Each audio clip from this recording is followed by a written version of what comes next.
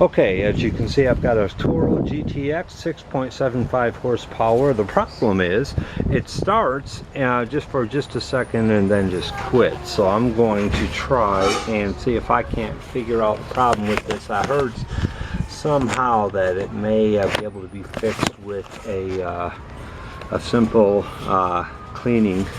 But anyways, see, as you can see here, got everything engaged. It's just not even going.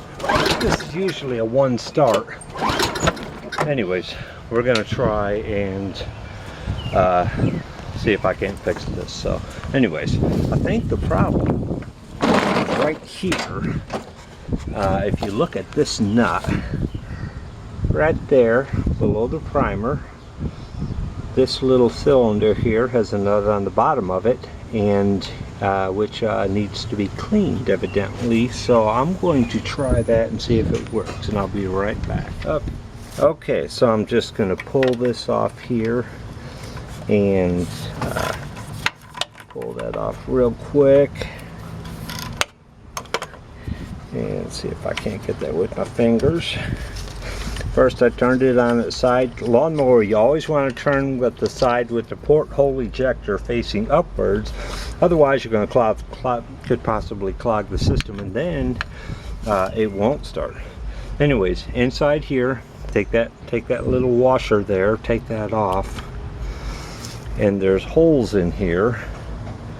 One hole there, one hole there. And then there's supposed to be a small pinhole. See those right there on the edge, right there. And you've got the other two holes right here and right here. So if I clean those out, hopefully I can get this thing started. It's a good mower. So always been a one-time start, even after a full season of sitting until the next summer. Always one-time start. So that's what I like about the Toro mower. And we're going to see if we can't just do this simple fix here by cleaning out these deals. If we need to get a needle maybe and clean out some of these holes that you see here, and then the ones at the end, those two little bitty holes right there at the edge, and then the bigger ones. Right now I'm just going to try and blow into this thing. You may get a little gas in your mouth, so if you don't like that, you want to wipe it down real good and make sure you're not allergic to gas or anything. And well, let's see if we can't make this work.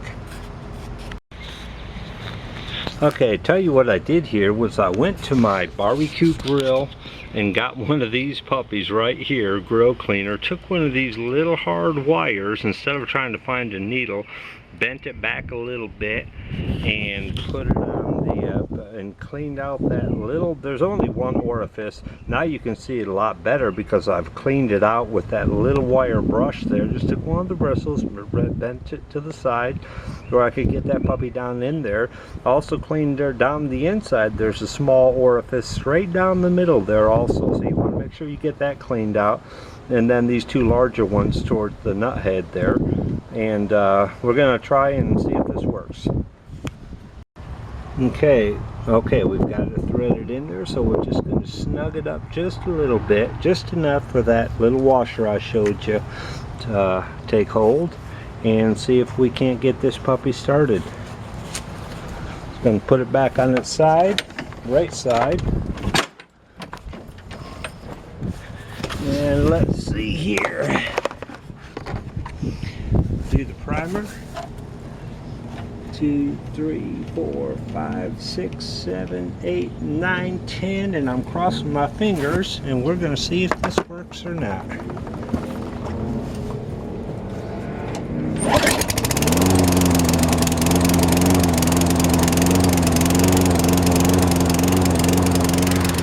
I'll be a son of a gun. Got a few more good years out of this puppy, and it didn't cost me $150 to take it to the shop and then do 5 minutes worth of work. Awesome. Okay.